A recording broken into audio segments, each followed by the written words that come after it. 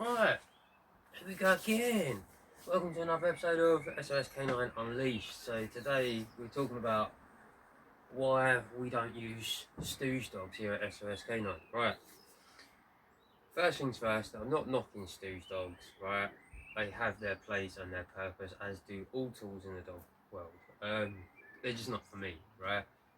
I can't fucking stand them. So, and the only reason I don't like them, right, is because of the way that I see them be used. So most people will use a stooge dog, and if you don't know what a stooge dog is, it's basically like a stuffed dog.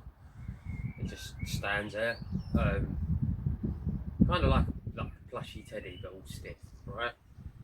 I like them for practicing CPR, you know, crap like that, teaching kids how to stroke dogs and whatnot. But I see people use stooge dogs for desensitisation, for dog-to-dog aggression. That fucking irritates me, right? Because if you know canine psychology, right, the dog is just looking at another dog to see what that dog is going to do.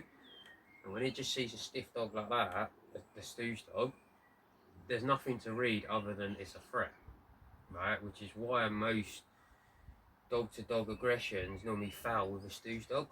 I've even heard of some trainers that test young dogs, we're talking like between like 1 and sort of 2.5, with a stooge dog to see what they're like, and if a dog shreds it to pieces, they get declared a dangerous dog. That fucking blows my mind, because like, mate, if you have certain like my caddy, mate, she's a pocket bully, she'll fucking destroy a plushie, mate, if you allow it, right? She won't just take one and destroy it, but if you allow it, she will. So she can distinguish between a real fucking dog and a stooge dog. I don't get why people seem to think they can trick a dog.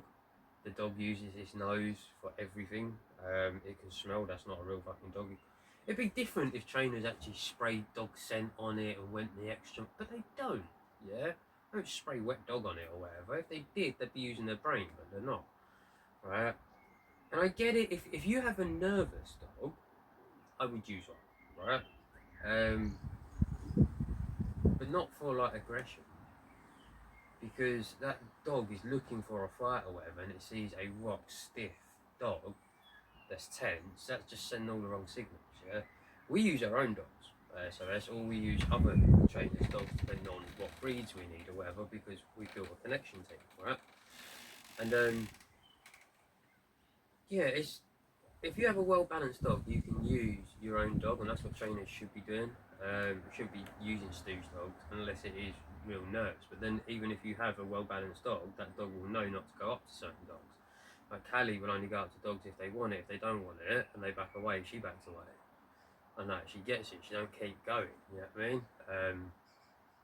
We had this at the social walk not that long ago. She went up to a dog backed away, and Callie just walked off, not interested then. It's only if they invade the space it's different. But stooge dogs, man, they're so uptight, they're so tense. Use a real dog, and if you don't have access to a real dog, then I think them trainers should think about certain things that they train. They shouldn't really dip their toes in them sort of waters, because you're not helping the situation. Because I have had dogs that have come to me that have been to other trainers that have spent 6 months with a stooge dog, got nowhere. Within like the first session, we meet dog, blah blah blah, around similar dogs, and then they meet my dogs. You know what I mean? It's more progress, quicker. Because the thing is, artificial's good for certain things, but ultimately you need real world.